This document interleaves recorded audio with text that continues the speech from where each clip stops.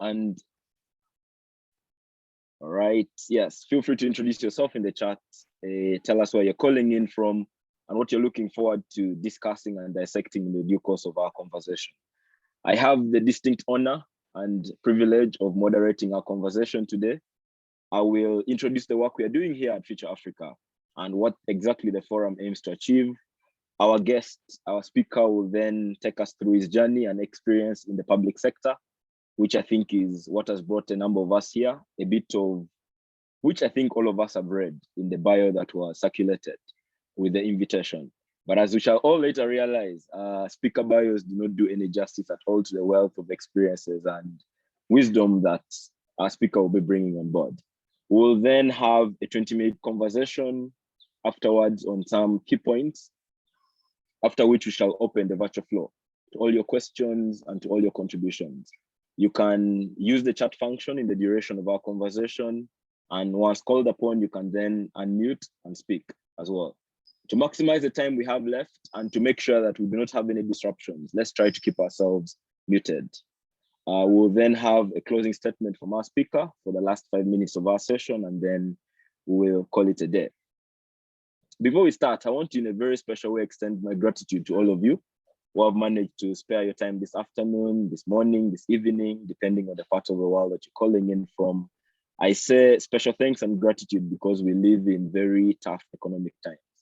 Soaring inflation, rising cost of living, but this has not quelled your passion for learning and for critical engagement. It gives us hope at Future Africa because hope is one of those things that this continent needs at this moment. Hope in a future that can be, however bleak the present may appear. And welcome once again to the Future Africa Forum. I want to welcome another group of people and congratulate them as well. That is our fellows who are now at the halfway point of their journey in the Future Africa Fellowship. I facilitated the fellowship with Elizabeth and our Director of Programs, Terania Sanginga. I also want to welcome our new cohort of ambassadors who are now 2 weeks into their training, and all members of the Future Africa Network, old and new. Karibu. For those who are joining us for the first time, and for our guests, Future Africa celebrated its 6th birthday on 25th May this year, on Africa Day. And in the 6 years that Future Africa has been in existence, the intervention has not changed. When the word politics is uttered in Africa, different images spring forth in our minds. It could be government inefficiencies, it could be poor service delivery, corruption, sectarian and state violence, the political class enriching itself at the expense of the citizenry, etc. Some of us in here share in the sheer frustration that comes with thinking about all of these forces. Others, most especially us young people, are angry at the lack of opportunity and the fact that our voices have been sidelined in the ability to decide our own future. Many are frustrated, justifiably so, and some have become disenchanted altogether. The problems are many, so are the opportunities. Future Africa is then founded on this understanding that as young people, we not only have something to say in matters that pertain to the continent's growth and development, but we have a historic task and a responsibility to bring about the Africa that we want to see. But as you can see, frustration, righteous anger do not bring about sustainable change. As our ED likes to say, you can't change what you don't understand. So to bring about this future, we need to be intentional about public sector leadership.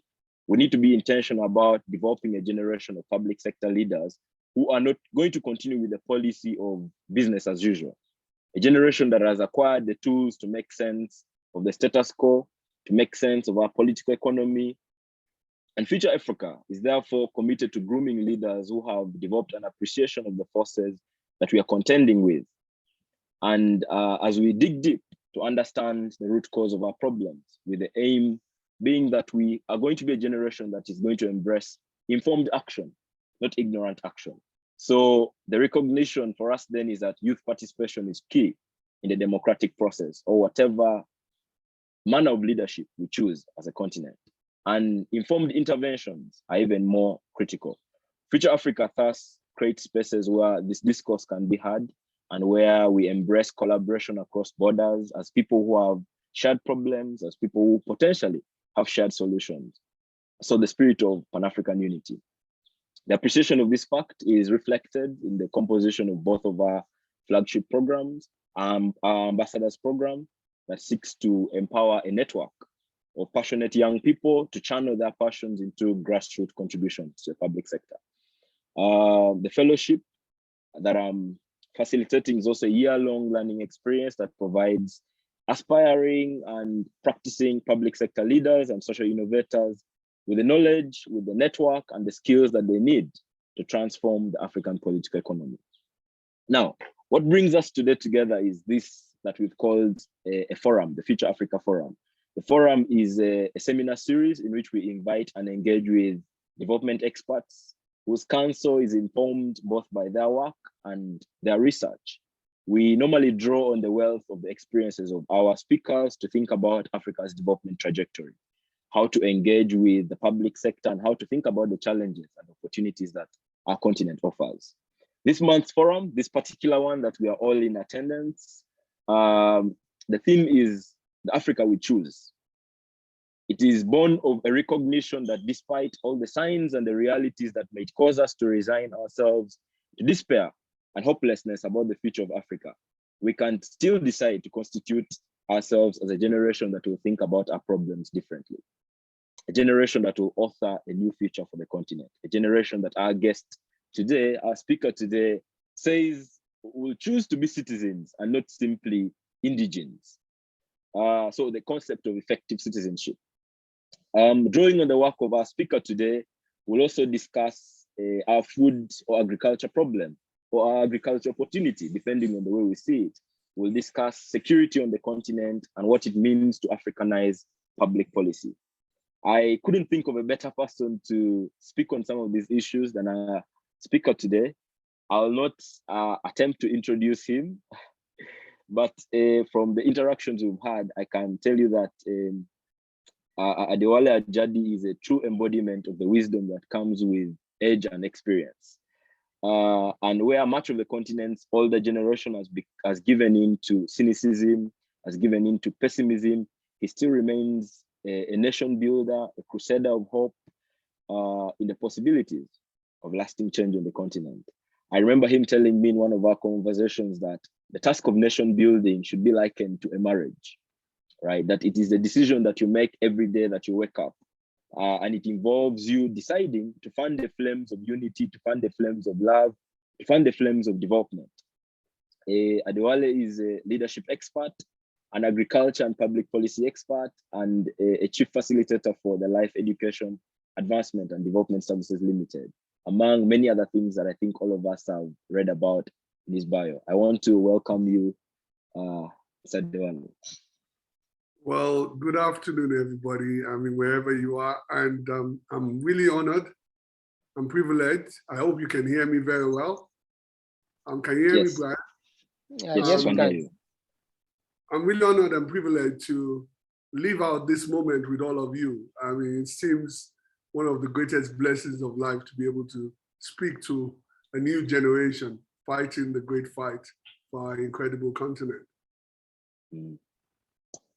Thank you very much, Ajàdí. I think the entry point for us is going to be just trying to understand what the motivations were for you to join the public sector, what that journey has been like, what are some of the highlights, some of the most important takeaways and lessons, and really, what are some of the things that you've done in this journey of the public sector, in the public sector? Well, it's once again, I say it's a great opportunity, but let me just give you a brief background. So born and raised in Ibadan, Nigeria. If you know about Ibadan, it's a very unique space in the sense that it's a place of republicans in a world of monarchies. So I was brought up by Ibadan people and acculturated into understanding the importance of my own agency and my own choices in everything I do. So I lived in Nigeria, qualified as a lawyer, and by virtue of love and marriage, ended up living in the United Kingdom. at the age of 23. Now, that is where the interaction with the public sector starts. I must weave in the fact that I'm a deep and strong Christian. I'm not trying to sell Christianity, but that influences my choices profoundly. And I had an experience as a young man being racially attacked on the streets of London, in Wembley, in fact. And I believe and I thought that I was informed in my spirit to stay in England because I was thinking of coming to Nigeria and fight for racial justice. So that's how I ended up in England. And within a few years, I was an advisor to the Home Office in England about what was called Section 11 funding, which is part of the intervention under the Race Relations Act of that period to try and ensure that those who were immigrants into the UK, especially those who had English as a second language, were able to fit into the society. At the face of that, that seems a very benign intervention on behalf of people from other communities, what in the UK then were called minority ethnic people. But there was a problem. There was a seed in that, because if you were from African colonies of the United Kingdom and from the Caribbean, you did not have English as a second language. Actually, English was your primary language. So it meant that government was intervening on behalf of people from the Asian subcontinent, but doing very little to intervene on behalf of African Americans. At that stage in my life, I was in my 20s. And when you're in your 20s, everything is possible. If you genuinely are fed into yourself, you don't have a fear of anything. So I spent a lot of my time in the Home Office being nicknamed as Malcolm X because I was fighting them to try and shift policy towards intervention on behalf of the people from the Caribbean. Unfortunately, there was a section of the Race Relations Act, I think 1976, that's what's called the positive action provisions, that's recommended that where organizations found people who were underrepresented in their workforce, they were to positively intervene on behalf of those people and train them especially to be able to compete for jobs. So my role, fortunately, was to fight for a change in policy to ensure that that provision was activated and funded, which we were successful in doing. And the second role was to link the exclusion of people from minority ethnic communities who largely lived in the inner cities of England into urban regeneration with the Department of Environment. And I would say that was the high point of my intervention, because I was also had the opportunity to sit on the inner city task force of Bristol in those days, and I was able to contribute to these changes. And that was a preparation for learning the critical role that had to be taken in shifting people from the African diaspora internationally into the mainstream of competing for opportunities in the United Kingdom. So I spent about 15 years of my life training the police, I was the first person to train the UK Parliament on what we used to call equal opportunities in those days and diversity. So I got engaged in the nitty-gritty of policy shift in the direction of greater inclusion. I also helped to write, and me and my team helped to write, the first age discrimination guide and intervened across all areas of policy related to people who are excluded in that society. From that, I got involved in developing, I came back to Nigeria. I would say again, the spirit moved me, I have to say. Came back to Nigeria and got involved in the legal profession again, which is where I got my first degree from.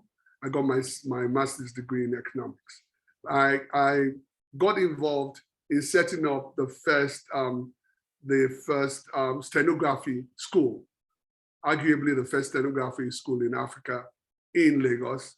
I led that school and developed a group of stenographers to ensure that the records of the courts were documented. We were successful in training about 100 people over the period of about 3 years and worked to shift the policy towards administration of justice in a more transparent and open manner. I have to add that we are not particularly successful in changing that culture. And I have to also add that I lost my shirt on that intervention. And I had to start again from the scratch. I'm choosing some of the highlights so that we are clear about where the interventions are. I also got involved at that period of time to set up a regional organization in the southwest of Nigeria called the it's called, I can't remember what they're called now, Dawn Foundation or Dawn, I can't remember the title, but they were responsible for development in Western Nigeria and was involved in helping them develop strategic policy and working with the governments of the five southwestern states. From there, I went to the Niger Delta and worked for the US State Department in ensuring that young people in the Niger Delta coming out of the conflict in the Niger Delta were able to engage in the elections that were oncoming in Nigeria in a positive mindset, that they were empowered to ensure that their communities were conflict-free, that they were trained in leadership and nonviolent intervention and nonviolent change.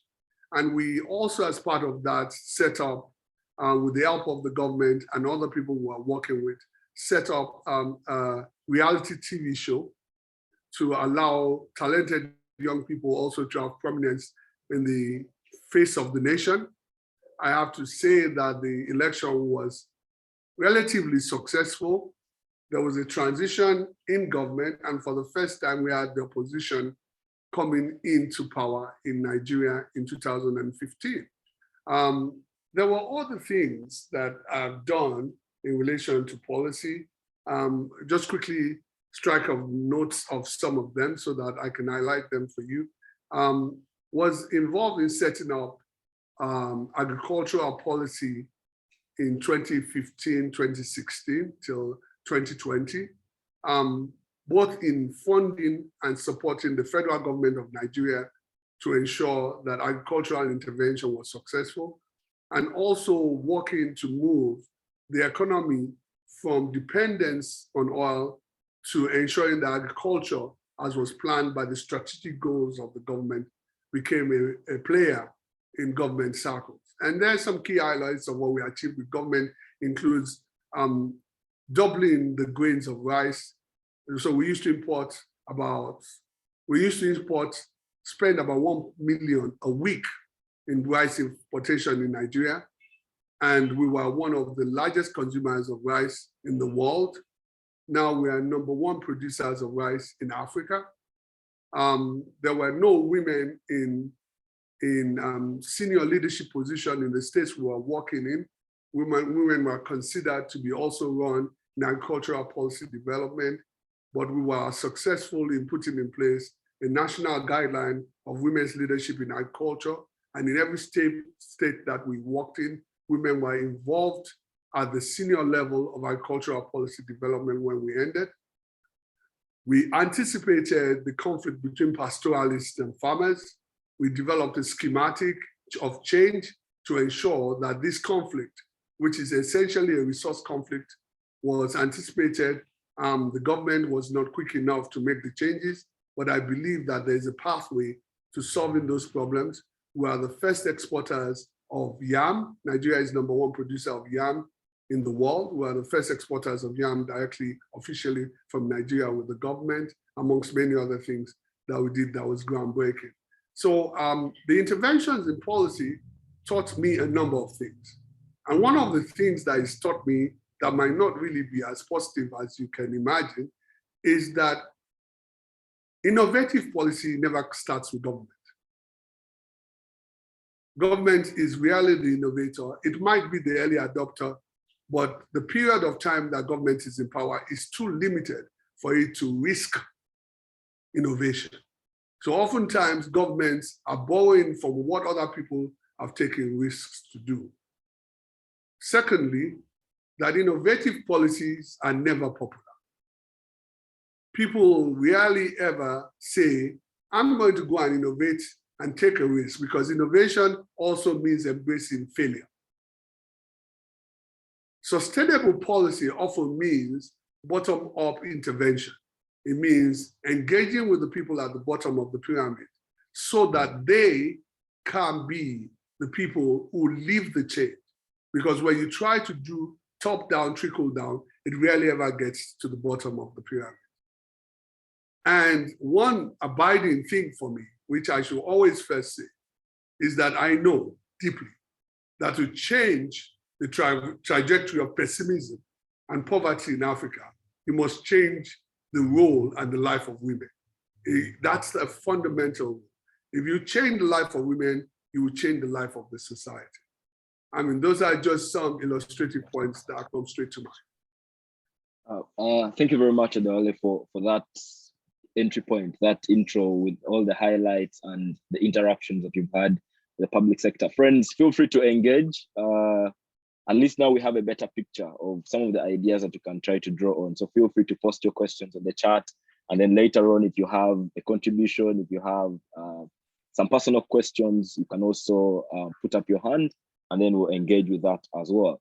My first question is in regards to, because you've been there, you've really been at the times when I would say the formative years of Nigeria. You've managed to have your hand at development. You've managed to launch your own initiatives that some of the results and the fruits of which we are harvesting today. And you've managed to witness the changing dynamics of what it means to participate in the public sector, to participate in that policy space. And today, young people are increasingly becoming disenchanted.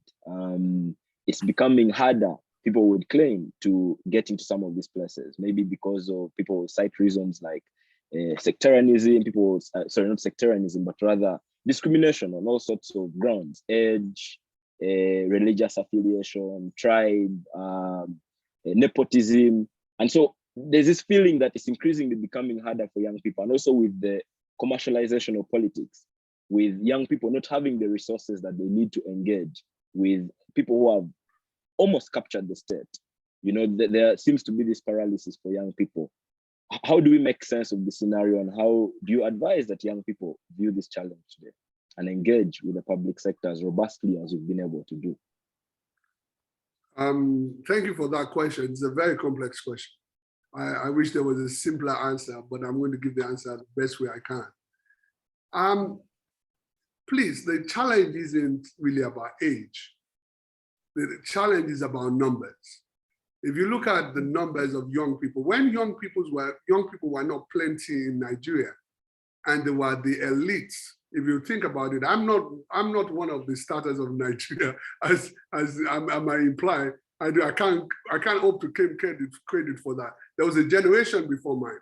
The generation in the 70s, if you think about people like Gowon, if you think about people like that, they were younger. They were in their 20s and 30s when they became head of state. So of course, military head of state, but they were younger. But these were small numbers of people. Let me put it in a different way, whether you might get the perspective. The amount of graduates in Nigeria until 1980 were less than 100,000 people. Today, you're talking about matriculating millions every year. Graduates number in their millions. The country has moved from about 60 million to 80 million in that period to about 200 million people. So fundamentally, now you're talking about a different scale of engagement, different scale of access, but you still have the old system, the old pipelines, the old boy network, the man-no-man network. And until those things shift, until the system is fundamentally shifted to take a higher number of people, to ensure that those number of people can be evaluated and integrated into a wider elite system, then this elite is going to collapse on its head. So let me put it in a different way.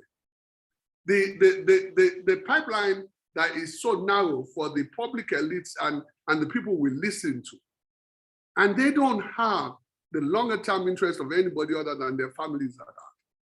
So you need a new kind of way in which people can participate. So the idea that because you're a graduate, you have value to add to a country is rubbish. What does that really mean? That you have been indoctrinated into Western education. There are people on the street that know what is practically necessary. And if you look at the world has moved to a gig culture where you don't really necessarily have to go to school, but you can displace what you can contribute. Am I making sense to you? So we're talking about people being able to innovate. We're talking about people being part of digital creation. We're talking about all of these things. So what we have to do is create a space that vocational education matters, that craft education matters, that all these wisdoms, and they are wisdoms, matter, and there are ways to distill those people into the workforce so that what they are recognized by what they create and what they produce rather than what they consume. So where we're at the moment, everybody thinks that because I'm certified, I am capable. With respect, that is rubbish. We need to get to a place where not only are you certified, but you are creating and adding value. I have watched many of my own generation turn into failures. Why are they failures? Because they will sit down in their front room, criticize those who are stealing in government and say, we're going to remove these people, we got to replace them with ourselves, we are better than them. They get there and they do worse. Do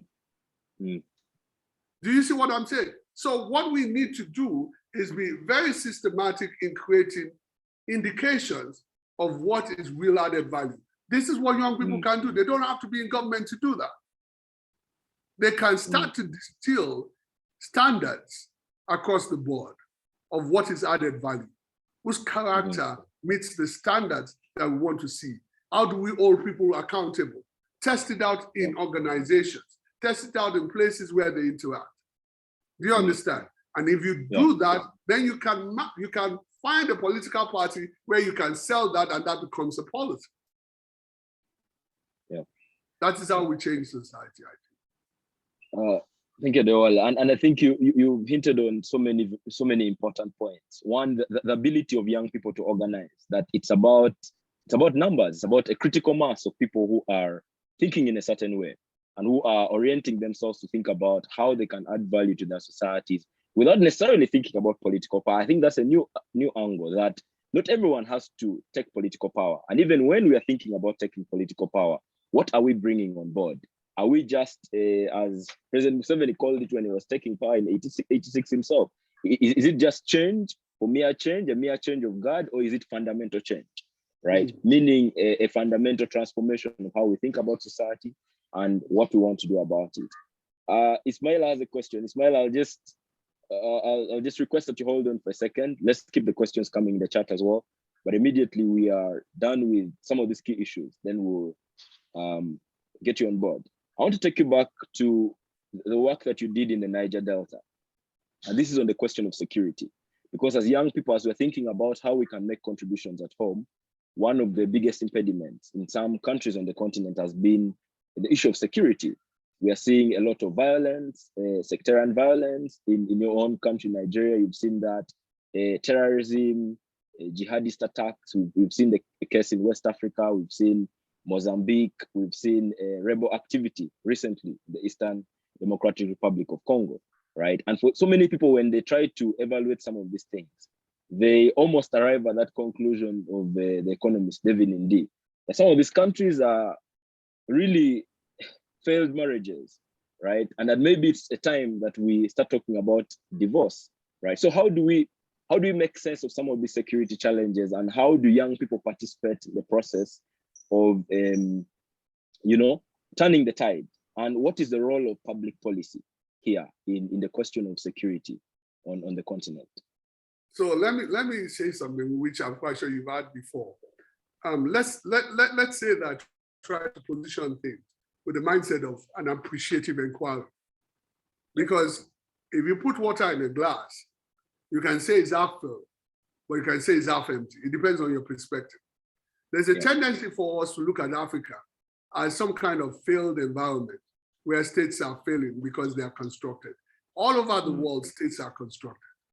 There's nothing that came from heaven that said this is going to be the United States. If you go and look at the history of the United States, it was pragmatism and all kinds of things, and there were conflicts. The process of building nations out of countries includes some of these conflicts that you're talking about. It does not mean we have to be complacent about it, and there are issues and there are problems. One of the problems is that if you look at West Africa you talked about, there's a lot of young people. The youngest country in African continent is Niger. Niger is in the Sahel. If you look across the Sahel, you can see a lot of young people who have not been provided for, who are living on the streets, who are easily carried along into different kinds of ideology to look for opportunity. You're looking at resource conflicts. You're looking at drought. You're looking at climate change into some respects. But you see, because we're always looking for a silver bullet and something to blame, we don't look at the complex things that add up to create some of these conflicts. Now, what has to happen is that we have to look at the conflicts and do the analysis, the root cause analysis. If you take Nigeria, people will say Nigeria is very insecure at the moment. I say Nigeria has always dealt with insecurity in varying degrees. I lived through in Nigeria where you couldn't go out at 7 o'clock because there was a street gate that was blocking another street gate. Because armed robbers would come to your house and tell the street that they're going to come to the street at a particular point in time. Even in this democratic dispensation we're living through, we've had periods where bombing was being done in Abuja, not just in the Northeast. So we've had different phases. It's inevitable that in the journey of nation building, you go through that. What do you learn about that? First thing is to try to ensure that education includes understanding of some of the fault lines we have. What are the fault lines we have? We have a serious problem of ethnic discrimination in Africa. We lie to ourselves if we don't confront it. Every place you've gone to where there's a war, you will see ethnic differences being used to divide the people. In fact, one of the most important things we need to learn is that when you are diverse, if you don't use the diversity, it becomes a problem. You learn to use diversity positively, or it becomes a burden that destroys you. We have never used that diversity in the African continent effectively. If you go back to transatlantic slavery and before that, trans-Saharan slavery, or even in the eastern coast of Swahili coast of Africa, all of these places, ethnic division was used to exploit and to put people in subhuman bondage. We need to learn the lessons. We need to turn our ethnicity into something that our children aspire to embrace and learn from each other, rather than a basis for them to exclude each other. If you take that root cause out of the place, you take something that can be exploited, a bomb that is always ticking in our countries, then you move on to the next level and you start enabling people, especially young people, to understand the value of interdependence, to trust each other. If you look at every place where you've got the kinds of conflict you are talking about, these are often low trust economies, where people don't trust government and they don't trust each other. If you create high trust environment, the economy is better, people are more interdependent. I'm not trying to be populist with you guys and say the things you want to hear. I'm telling you the things that I have learned in my life are the critical issues, you know? So we need to try to work to ensure that from childhood, we know the value of each other. We know the value of ourselves. How many countries in Africa use their indigenous language as official language? Very few. Yeah. That's a sign that you're buying a brand new second hand. You know, so your language of thought is different from your language of expression. This creates problems along the line. When someone brings a different language for their religion, it brings a way of them understanding and being comfortable, different from other people. So you have Muslims being trained in one language at childhood and being conditioned in a particular way and a particular civilization. We have all these challenges. So by the time you get to the age where people are harming each other, you are dealing with the consequence that's been implanted from childhood. We need to start dealing with root cause. We need to start engaging our diversity effectively. So I, for example, I'm working on something which is commercially confidential, I cannot disclose, but we are working on a way of using African ethnicity and leveraging it for everybody to see, rather than something that is hidden, that you use for your traditional practices, but then you discriminate against your next door neighbor, you know? So these are all things that I'm fairly sure we need to engage and develop. The other thing that is very glaring is that wherever I've worked in conflict, I've found that if women are not engaged, men are easy to get into conflict. We need to get women involved in running our villages and our communities. Communal conflict is less likely if women are interacting with each other in the marketplace, if women are part of the leadership. You know, there's a lot of toxic masculinity amongst us men. You know, we need to start to find ways to ensure we use different energies, the male and female energies, in running our societies and in running our social function. The third thing is the notion that there's somebody who's a winner when there's conflict. We need to get out there that there's no winner in a conflict. There's no society where someone has won a war outright.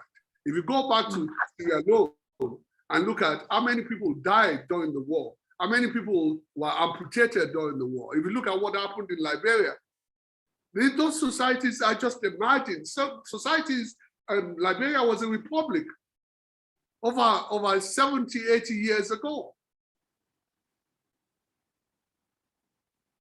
War sets you back. It sets you back, you start all over again. And you lose people, you lose credible people, people who can add value. So we need to make sure that people learn the lessons of the mistakes that we made. And we need to make sure that it's learned across the continent. You brought a very important concept from the get-go, that young people need to think of their countries as, that we need to build nations where countries have previously existed, right? That we need to see our countries as opportunities for us young people to stamp our feet in history and to create, you know, things that have never existed before. And I think the other bit was also the issue of diagnosis. That before you start thinking about prescribing solutions to our problems, let's go back to the root cause. Those are some of the key takeaways from that response. Someone is asking a question though. Sama is asking that, how do we use, you mentioned that we can use our diversity as a tool, that instead of instrumentalizing it to drive conflict, we can use it as a tool to our benefit. So Sama is asking, how do we use diversity effectively? And are there examples of that, whether inside or outside the continent? Well, I can see a long list of questions that go back long before that. So, but let me take that because you asked me that, but there's a long list prior to that. There's somebody from Ghana that asked the question earlier on. But yeah, Sama, good afternoon. I hope I can answer your question as best as I can without taking too much time. You see, diversity always exists. And you don't even have to have an independent study to understand diversity, because there are not two people that are exactly the same. Immediately there are two people in the room, there's diversity. The question is, what do you use that difference for? Do you use it for conflict, or you use it to deliver excellence? And all over the world where diversity has been harnessed, even organizations where it's been properly harnessed to ensure that people learn from each other, it's led to excellence. And sorry, I can't, I'll find some studies, but I'm quite sure you can find them also, where people better understand their marketplace because diversity allows them to see different perspectives. People better understand their community because they know the different people who reside in their communities and their wants and needs. People better plan for engaging each other. Yes, the challenge with diversity is when you start off, there will be conflict. It's the way groups develop normative values. There's always conflict in the beginning. You've probably heard the remarks, storming, norming, and all of those kinds of things in group dynamics. It's always there. There will be conflict, but so long as we can agree to disagree and we don't resort to violence, we will learn from each other. So diversity moves from conflict into enlightenment. You get to know about other people. Then you have a greater pool of problem solving, a greater pool of capacity engagement, a greater pool of innovation, and a possibly long line to excellence if you use diversity effectively. And this has been proven time and time again in research. But I can't, off the top of my head, tell you one right now, but I'm quite sure there are many if you research it on the internet. All right, thank you. So friends, I'll keep drawing on some questions that are directly related to some of the issues that are being raised. But if I go over your question by any chance, I'll come back to it. Do not worry. So the next issue that I would want us to speak about, and this is still drawing on your experience working in the agricultural space, is the question of food security on the continent. Recently, and we discussed this during the fellowship as well, the visit by African leaders led by the president of Senegal, Macky Sall, to go and see the leader of Russia, Putin, right, in order to get in his good graces and to see solutions as to how we can get more wheat imports into the continent. And for many Africans, this became a time for many revelations. For example, that 56% of the food that we eat on the continent is actually imported. Despite, and this statistic is juxtaposed with the fact that we have over 60% of the world's uncultivated arable land. You've done some work in this agriculture space. How do we understand this current food crisis that exists? When you look at Ethiopia, for example, a famine is being predicted there, and we have some fellows from Ethiopia and some people who are joining us from there. Would also love your contributions on this as well. But, and not only Ethiopia, so many other places on the continent. So where exactly is the challenge? And in terms of policy, what ought to be done, and how do we understand this food crisis in the spirit of correct diagnosis?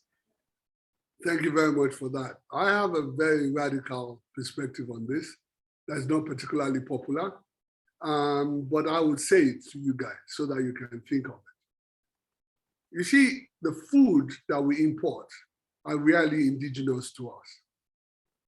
And we import those foods for many reasons. I can only talk about places like Nigeria where I've worked, that the food is imported because of colonial practices and imitation. So why do we import wheat? I mean, we have yam, we have cassava, we have all the food that our ancestors ate and were healthy for their body. Wheat, for example, or even rice that we import is actually very unhealthy for our gut.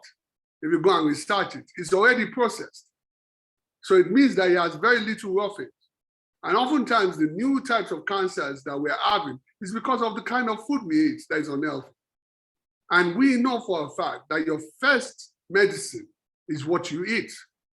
So let's start from the premise that importing these things are not healthy for us.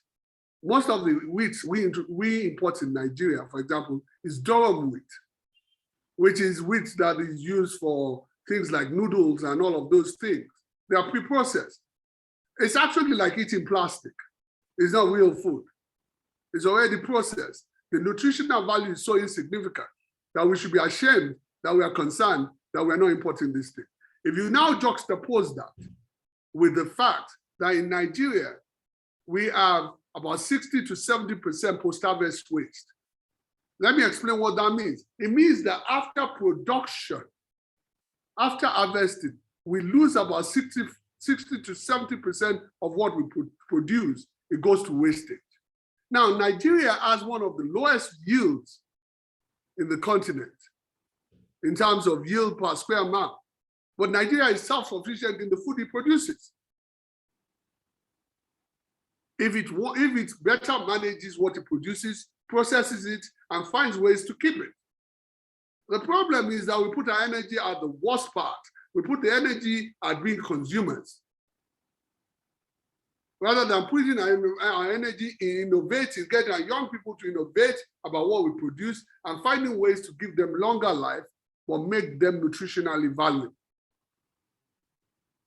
So it's really, really laziness, in my view. Now, if you keep on looking at it, then you can go back to the root cause, why we are talking about this at all. Most of our agriculture is rain-fed agriculture. That means that our planting season follows the rainy season and such like. So when the rain stalls, there are consequences for us. But we know irrigation works. We can invest across the continent in irrigating all arable lands. using all the skills that we have all got together as best as we can. We have now got a common market in Africa. So we can actually work to make sure that those who have surplus can export to those who are going through drought, and vice versa, find a way to help themselves. These are all management issues. But if you don't have a strategic management of your resources, you end up getting loans to import stuff from people who don't care about you, and you're importing stuff that is already expired or is not useful to your well-being. I would start, really, if I had the money or the opportunity, I would start from ensuring that we map our DNA in the African continent. Why do I say DNA? Because here in West Africa especially, we have something that's called genotype. Now, the genotype tells you a lot about a person. The genotype is often in response to malaria. So you have something like sickle cell, you have AA, AS, and all of that. Those different genotypes have different types of foods that sustain their capacity to deal with disease and to function effectively in the world.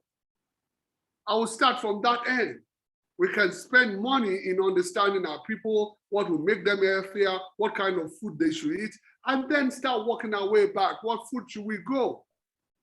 Yeah. These days, all over the continent, our farmers rarely produce because of what the market needs. They often produce because this is what they produce. So someone will tell you, I'm a cassava producer. Does that mean the market wants cassava? Why don't we find out what the market wants before we produce? So there's simple, logical steps that we can take at scale that can change this dynamic of food dependency and importation. There is no need, in my view, for the African continent to be affected by what is happening in Ukraine and Russia on the basis of the food they export. I think you mentioned something, and I think it's going to be a perfect segue into the final issue that we'll discuss, and then we'll open up to the floor. You mentioned the African DNA, and I think this goes back, for me, it just brings back the book that you wrote, Omoluabi 2.0, A Code of Transformation in 21st Century Nigeria. I was just trying to grapple with it over the past week, and some of the things that I picked, for example, you were in the introduction talking about the gachacha, some of the indigenous knowledge systems that existed in Africa that have come in handy when times have demanded so, right? You spoke about, for example, the gachacha in Rwanda, that was a local dispute conflict resolution mechanism that are able to then reinstitute in the post-genocide moment, right? And so the question I'm going to ask in this case, and in this book, you really make a case for the revitalization of indigenous knowledge systems in our political discourse and in the way we approach problem solving on the continent. And so maybe the question I'd want to ask before we go into asking ourselves what it means to Africanize public policy was, and this is just a brief one, really, where does this sidelining of indigenous knowledge system come from? And in terms of perceiving our problems, how do we, what are some of the main challenges that you identified that comes with us discarding indigenous knowledge systems, and what is the blueprint for going back to them in terms of thinking about the policy space? Well, thank you very much for that.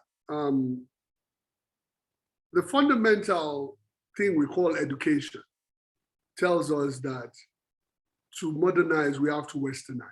That's the fundamental truth of all the education systems that we claim is educating us.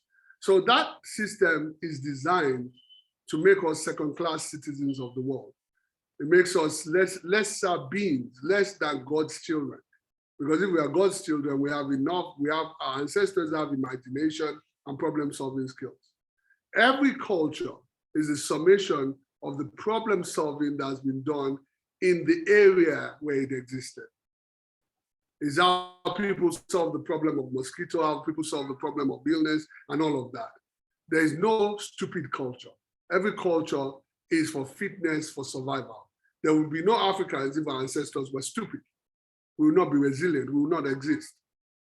And until we know, yes, they're not all knowing, they made a lot of mistakes too. So I'm not saying all they have is just wisdom. But we have to be able to be discerning, to distill the wisdom of our ancestors and see what we can borrow from other people. Right now, often what we do is that we borrow content and we don't see whether it fits our context. Let me repeat that. We borrow content from the West and we don't know whether it fits our context. All I'm saying is that in the book is that we need to be of that discerning character, that we borrow content, but intelligently choose what fits our context. It's what the Japanese do, it's what most other cultures do.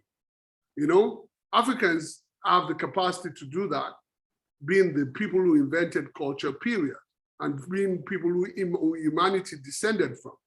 Why is it that we have just accepted that because we have gone through a period where we have been subjugated, that we are going to live a subjugated existence? And then there comes the problem, that we borrow things that we think will fit our context. It doesn't fit our context, but we keep on trying to squeeze it in. I can give you a good example. Malaria is a good example. Malaria as a disease is largely in some parts of Africa so endemic.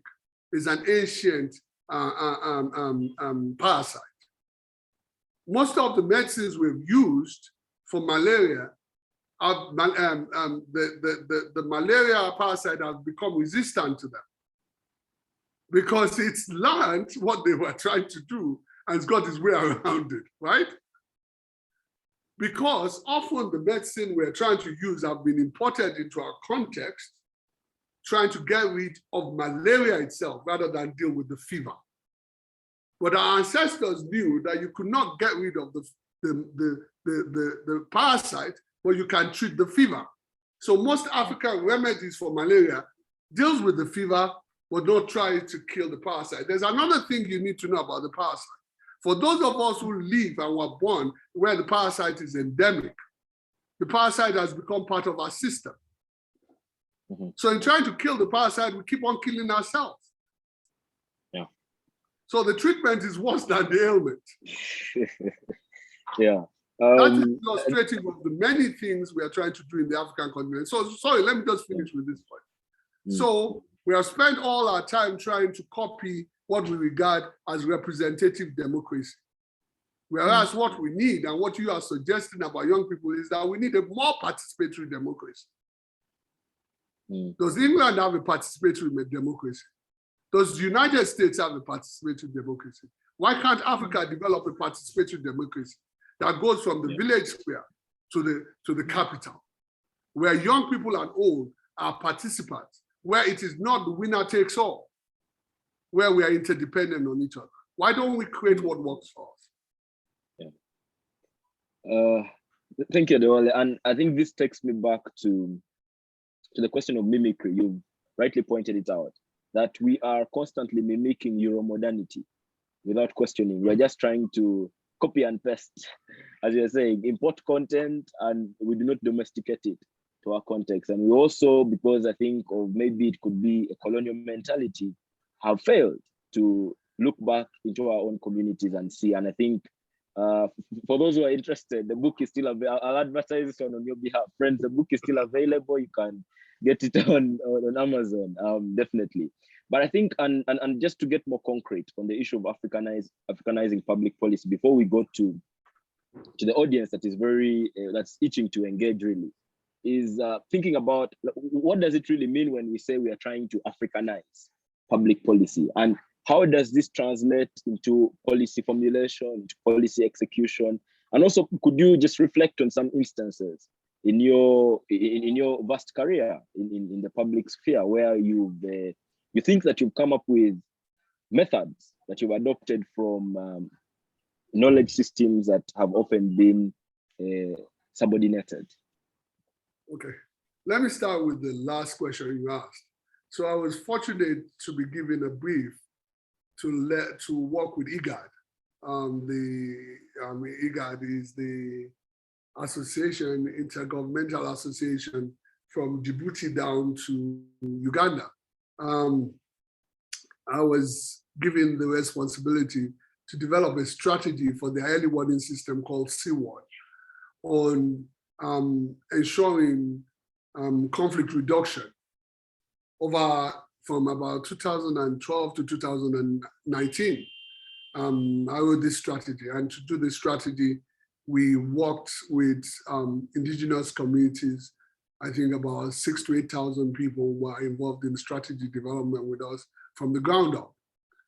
And it was a very humbling process, to be honest with you. And one of the most humbling things we learned was that every community has a conflict resolution process. And I think after I left C1, I'd written a brief for them where they used to train the first generation of indigenous conflict resolution people, so that they were able to take the learning from existing conflict resolution in villages and turn it into a educational system to train additional people to resolve conflict before they became large violent events. That's just one illustration of what can happen. I learned a lot from what we did by sitting in street corners, speaking to people in villages, learning how to resolve conflicts, especially between pastoralists and farmers, and how we could learn from what they've been doing for generations to make sure that what we did was fit for purpose. And the real argument of Africanization is fitness for purpose. What is fit for our purpose? And that means that we have to be consciously incompetent. We have to know that we don't know what we don't know. Those of us who are socialized into the form of education we are not trained to open our eyes to what is going on around us and solving problems. We are trained to see the problems rather than see the solutions. But you will find communities where the solutions have been applied and is working. You'll find people that are trying something in a small place and see how you can amplify it. I think the role of government is to amplify these things that work. I think the role of government is to engage policy from a curious mind, rather than from a closed mind of what has worked in another place. It is only when you have tried something that's working in your place, you can then say, what lessons can we learn from other places? And that resonates. Am I making any sense to you? And then the third point is really about learning that there is something called a negative feedback loop, and that's what we use in policy development all the time. So what we do is that we set policy parameters, we set a strategy, we do implementation, and we put it on the situation. And then test whether the thing is having the impact we say it should have. But that would never work, because that's a negative feedback loop. Is the gap between expectation and reality. That gap would always exist. You have never seen a perfect execution. It doesn't exist. The minute you write a plan, it's obsolete. So what is important is planning, not a plan. The process of planning, thinking through a plan, is far more significant than the details of the plan you wrote down. Because that plan is dated the minute you write it down. But while you are writing it, the circumstances have shifted. So what you should be looking for is looking for positive feedback, meaning that we have tried this, and this now raises new questions. These are 6 new things that it raises, and these are 6 new possibilities we can try out to fix them. Not we'll go back and we do the thing so that it becomes perfect. I think it's a good opportunity to pick the question from Simon Longwell. I hope I'm not butchering your name. He says, but why is it that innovative policies are difficult for government? I think at the start you were mentioning that the role of government, that most innovative policies do not come from government, they come from elsewhere. And normally what a good government does is appropriate some of those policies, right? And I think again, you've hinted at it right now, that the role of government is to amplify things that work, right? Which I found very powerful. So he says, but why is it innovative policies are difficult for government, and why is it difficult? Why is it that innovative policies, why is it difficult for them to gain popularity? Because I personally think that problems in Africa demand innovative, proactive, and selfless leaders. Well, thank you, Simon. I think it's not an either or. I think it's quite simply that government, the way we set up, the so-called democratic governments, you've got 4 years. If you're lucky, 5 or 6 years, right? Yep. You're going to try something that's never been tried by other people in those periods. But then the people are judging you to elect you based on the impact that you've had. True innovation means you don't know what effect it's going to have. You don't know whether it's going to succeed or fail. So built into it is the reason why politicians don't innovate. They want a sure bet of what would have the positive impact and have the positive results so that they can bring it back and win an election. That is why. So you can develop a system which moves away from this kind of democracy to a democracy whereby, as I suggested in my book, that ideas, people are elected. Firstly, we elect what we want our governments to fix. We have a list of priorities that we voted for. These are 6 to 10 things that we want an incoming government to do.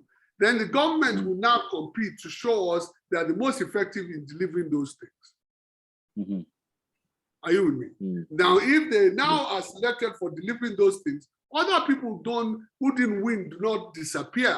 They are part of a larger body that's working for the common good. So it's not winner takes all. It's not who won the election takes all the slates and other people disappear. No, we're all fighting for a common development of our country. So there's a panel that involves everybody where they can ask, okay, how's this thing going? Is it working? Could you do it this way? And stuff like that. I'm not saying it's going to be easy to get there, but this is what I have in my head.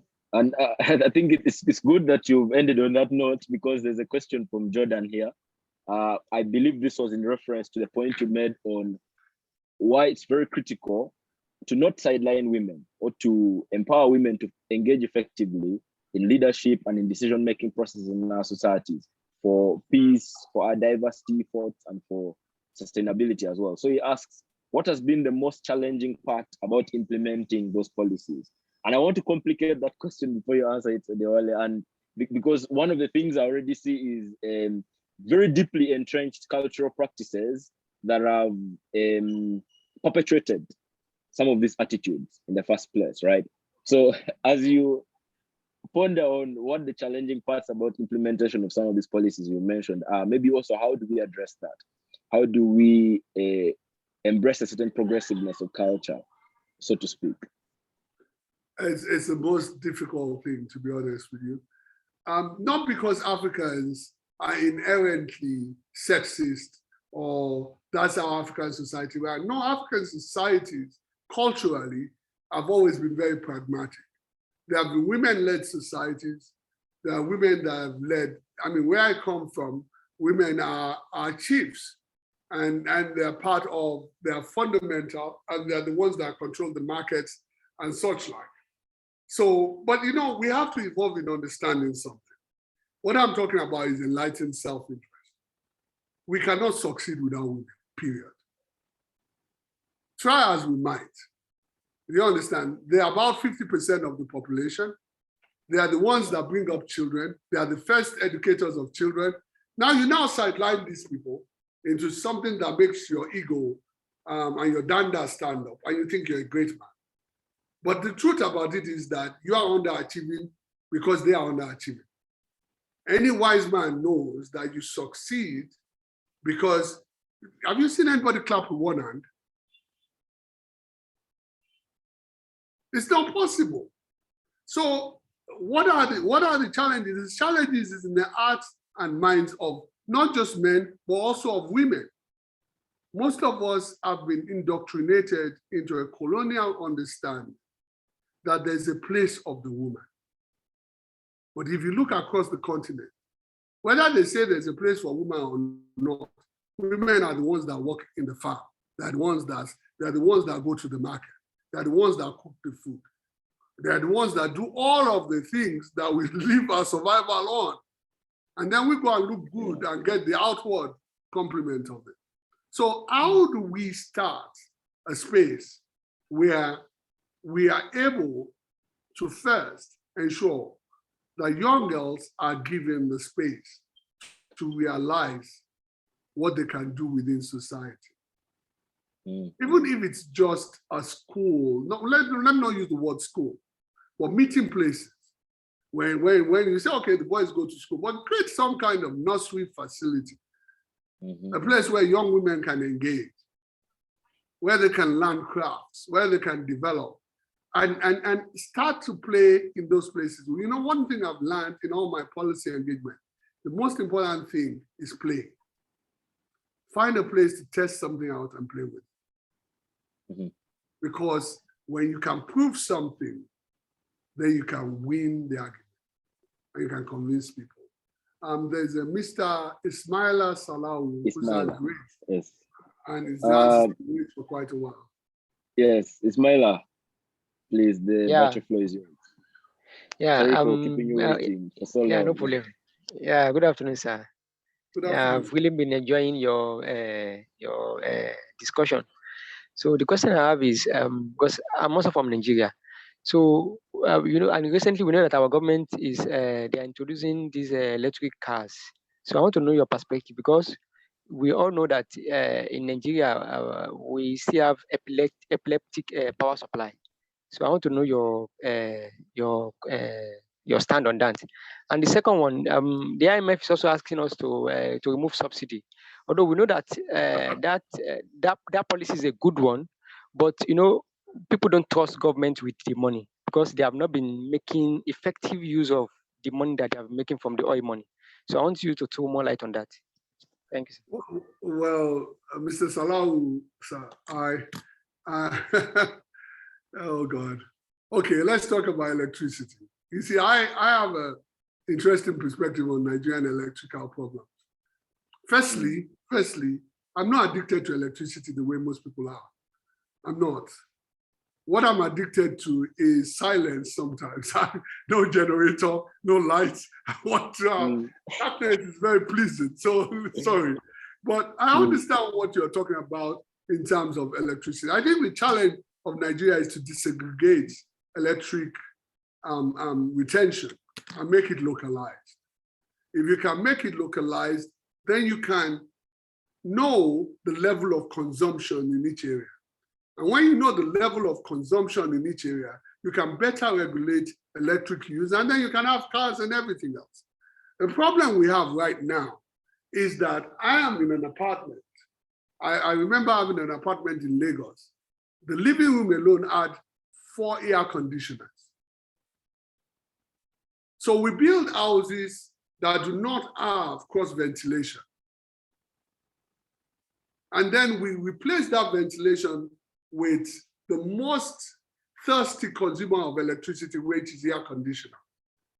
And then when you have about 100 houses in an area that have that kind of largesse, and people just put on the air conditioner, then the grid collapses regularly, because not only have they got that going on, they've got their freezers, they've got, and then the other thing that I find very amusing about middle-class Nigerians is that they have water heaters too.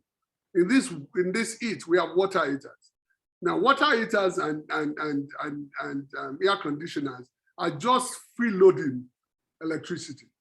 So what I would say is that we need to be more effective in analyzing the patterns of electrical usage in Nigeria and repositioning electric consumption to meet those kinds of things. I'm not a great fan of electric cars.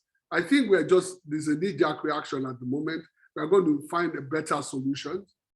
I think the most important solution is public transportation. I think it's building societies that are open to people riding bikes and storing things in different places and having greater space for bike riders rather than cars. We've built our society instinctively around the motor car, and we have to rethink the designs of our society. If you go back to the point we were talking about Africanization, if you go back again and think about it, why does Rwanda have so many roads when most of the people use bicycles? Why? I've traveled from Kigali to Musenzi, from Musenzi to where's the lake near Goma, Gisenyi. And most people don't have cars. We are the only car on the road. But they are riding bikes and struggling with bikes on market day. Why do they have that? Why do we all build these large roads that is difficult to maintain? Why must we drive a Mercedes? Why must a family have 6 cars? If we are thinking about really, really changing our society, we can look at how our societies are properly designed. Our societies are designed according to fractal geometry, which means clusters. If we design our neighborhoods according to clusters, that means your workplace is not too far away from you. That means the way excuse me, the place where you buy stuff from is not too far away from you. We have to get into designing our spaces. The cities that are choked up with cars, cities like Lagos, you can find that everybody says it's not a lovely place to live in. Okay, and then the second question was fuel subsidy. Right now, the government cannot remove subsidy from petrol. If it does that, it will be a crisis in this country, and I don't think the country can survive the level of crisis. Because even if my friend who asked the question does not see a problem with it, other people will find a problem with it. So the challenge we have is to move our economy away from electricity and from petroleum. The second challenge we have is to get our people to recognize that they need to pay taxes. Nigeria has about 70% of GDP as taxes, one of the lowest in the world. People need to start paying taxes and recognize that if they pay taxes, they have more incentive to hold government to account and to protect the Commonwealth than when government makes money out of oil and you don't know how much they're making out of oil and you're suspicious of them. So we have to change our mentality and we have to change how we make our money to ensure that government also does not sit on a large amount of money that they're not accountable for. So we have like 16 minutes to go, so we'll have to go over some of these questions and contributions quickly. Before I take Liz, I'm going to read a contribution by Elijah in the chat, and I think it points to a discussion that we had prior on young people exiting the continent for greener pastures, in inverted commas. Elijah says, the youths in many African nations are ready fodder of political manipulations. Government, especially in my country, have monopoly over the economy functions to the extent of having cartels. Yes, we may have ideas and knowledge, but if the environment is not conducive for development, it will always remain a mirage. So this is an impediment to youth participation in governance processes. Many initiatives need starting capital and support. That's why you see many brains opting to go out to other countries where the environment is conducive for development and their government support for those compared to Africa. So I think this question of support for initiatives that young people start, and that being a motivation for young people to go out to where they can be supported in the things that they're coming up with. We call that in Nigeria japa. You know, japa means to get the hell out of here. You know, but it's a slang. The problem with all of this is that you're not the first generation to think that. But you know, I'm going to try and flip it on his head and say what I think I wish someone said to my generation. Next to your blessing is your conflict. You're not going to get to your blessing if you don't fight through your conflict. Look, many of my own generation left and said, okay, I'll go to England, it's better that way, I'll make the money and everything. And they did make money, but the problem is that they left their dreams behind. You went for comfort, you left your dream behind. And then one day you wake up and you see other people living in the place of your dream and you are jealous of them. But you don't tell them you are jealous of them. You start funding ammunitions and sending things down to create conflict so that you can be relevant. But you can't be relevant because you jumped the queue, you went somewhere else, you went to make yourself comfortable, now you want to come back and be relevant. That's the problem. This is the problem of being 50 and 60 now. Now you look back and you say, oh my God, I have money, but I don't have the life I want. Because I could have achieved this, I could have done that, I could have been president, I could have been that. Maybe I can go back now. Now that I've made it in England or in South Africa or in USA, let me quickly go back and find a quick, fast, sure way to become somebody that is relevant in the system. Oh, then someone tells you that, oh, to be relevant in the system, your ethnic group has to secede from this country. And you know that if your ethnic group secedes, you have a greater chance of being president. Then you start supporting them and start talking about armed revolution. This is what my generation has tried and continues to try. And I hope they never succeed. So I will just warn you, be careful. Stay where you have the challenge and make the best out of that situation. You'll be surprised that in spite of the conflict and the pain you face, when you have the breakthrough, it will be immense. Yeah.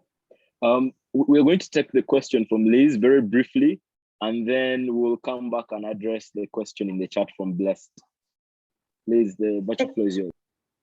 Thank you so much, Olemo. Thank you so much, Mr. Adéwalé. So my question is with regards to the gig economy. So how does Africanization play into that? So for example, I cannot really write any codes in, say, Yoruba or websites, things like this. And this is the basis for gig economy tech in that sense. So where does Africanization come into this? Does this not mean then that we're sort of past the point of no return in terms of purity of culture, such that the future of Africanization is actually a bit Western? What do you think about that? Mr. Adéwalé, before you answer that question, I want to complicate it a bit. Not complicate it rather, but I think introduce this perspective, because I think oftentimes when we talk of Africanization, and maybe we did not sufficiently address this when we were introducing, is that many people conflate it with going back to some romanticized notion of what Africa was, right? And that means pushing back against Western modernity, Euro modernity in every sense of the word, and then going back to where we were and where our ancestors were 100 or 120 years ago. I don't know how we know how they were living, but yeah, please, you can. So you're right. You've answered part of the question. Nobody can go back. You see, what we often do is confuse tradition and culture.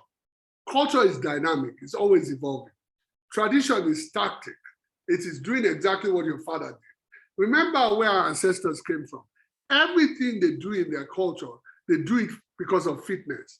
So we will do this because we believe this cures this disease or this helps us to do this. So it was always an innovation when they started from. But then generations after, it becomes a tradition because people are just repeating it without knowing the reason why they started. So Liz, the challenge is in Yoruba language, going back to Yoruba language. It is seeing how you can use, you still think, if you are Yoruba, you still think in Yoruba language. How does that help you in digitalizing or using the digital technology? So I can think of something like, how do I create a platform that allows indigenes and non-indigenes of Yoruba people to understand Yoruba poetry, for example? Even if I start it in English, I can start from that to work with people understanding that it's poetry of that thing. They can try it this way. Think about it. What's the name of the Japanese poetry system? I've forgotten the name. My brain is frozen. I hope I remember before I leave. But there's a Japanese poetry scheme that uses one word per meter and stuff like that. It's written in Japanese, but it's now known in English, right? Aku, somebody says, okay? So think about it.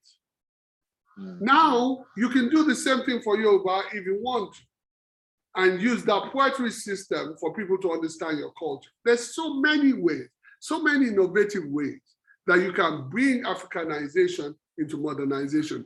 Your generation is going to do that. You don't even have to convince me you're going to do it. You're already doing that. You can see the choices that have been made even in fintech. Some people have digitalized a susu, you know?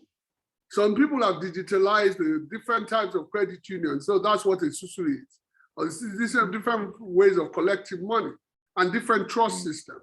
Somebody is going to digitalize the Igbo what's it called? The Igbo system of entrepreneurship and funding. So these things are all possibilities.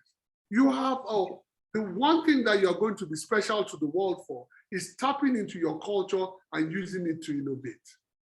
Nobody can compete you on that. Yeah, thank you, Adéwalé. And I think this question from Blessed, I'm going to allow you to answer it in the last 5 minutes that you're going to have to just give us a closing statement. The question is, what are the myths about the public sector and the private sector that need to be debunked? The public sector is often seen as sclerotic and conservative in contrast to the dynamic and innovative private sector. I think there is something there that you can work with towards the end. But there are questions that we can go over briefly as we are coming towards the end. Someone is asking, what can be done in the years to come to disconnect global crises from affecting Africa's food security? How can we ensure that Africa gets to be a food secure continent? I think you answered a bit of this, but you can just go over in a statement or two. What steps can we take to improve diversity adaptation at the grassroots level in our various communities?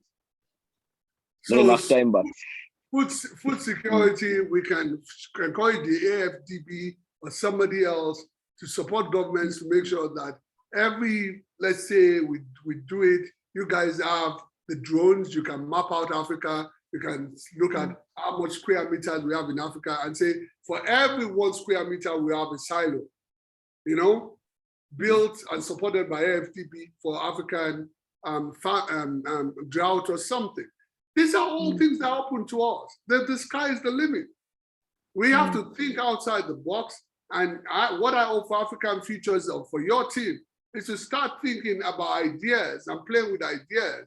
And when you get into government, you have a store of ideas you can bring in and test out. What do you think of that? Yeah, I think that is a good call, a good exhortation and a place for us to start working from. Al-Hagi, if I'm butchering your name, I'm sorry, says, when we talk, and I think this is a critical issue that maybe we didn't spend much of the conversation talking about, right? When we talk of Africa integration, we talk of Africa integration, but we cannot accept each other's currencies. And ironically, we accept Western currencies. We have to apply for visas to travel to most African countries and the fact that we have to apply for visas to travel within the continent is absurd. How do you think Africa could overcome this challenge? I think these are also the issue of political will as far as the integration agenda is concerned. Well, we have seen improvements, believe me. It might not look improved, it's improved. You can get visa on arrival in Nigeria now if you're from the African continent. The same is true of Kenya, I think, and some other countries. So things are improving. I think that there's a you see 3 things should tell all Africans that we are in a white supremacist world system. And I say that without fear of contradiction. If you look at the pandemic, all the experts predicted that Africa would be nearly wiped out by the COVID-19 pandemic, that we are going to drop like flies. Well, we were going to drop like flies, but they yet did not give us vaccination free of charge. They didn't invest in us having access to the entire vaccine that was given to the African continent that we are able to buy is not up to the quarter of what the United States are. That's number one. Look at the treatment of Ukrainian refugees. They are long lost nephews. Everybody's chasing after how they will look after refugees from Ukraine. But let it be anybody from Africa, they're going to send them back to Rwanda or some other kind of place, because what? Africans are children of a lesser, right? So that's another point. So we have to know that the world is telling us that you better look after yourself, but we weren't coming to look after you. The latest one is monkeypox. We've had monkeypox in Africa for years. It's endemic in Nigeria and the Congo, according to that. Now monkeypox escapes to UK and the US, and suddenly we know there's a vaccination for monkeypox. I mean, are we blind to these things? So once we know this, we know the only person you can rely on is ourselves. If there is no motivation after this, for African interdependence, it's going to be tough to ever get there. I'm going to give you just 2 minutes to give us your final messages. on this particular platform. I know we'll have opportunities to engage you afterwards, and maybe if you are available to be contacted by colleagues. Yes, I am available. I am available. You have my number and WhatsApp, and you also have my email. So anybody who has a question. But my point to you, I wanted to make my point, but do you want me, should I go ahead? No, it's okay. Just go ahead. Just go ahead. And so my point to all of you is that please don't waste your youth looking at what hasn't been done. Don't waste your time worrying about your nightmares. Focus on your dreams. Focus every day on doing something towards the Africa of your dreams or the country of your dreams. Because believe me when I say to you, when you get to my age, you realize that that's all that matters. It's not where you are at. It's not what car you drive. It's not what food you eat. It's not what clothes you wear. It's not what music you listen to. It's not who your partner is. All of these things will come. Girls will come, boys will come, they will go. The only thing that's going to matter is what are you here to do? And the most important thing at the end of your days is the question, what kind of ancestor are you?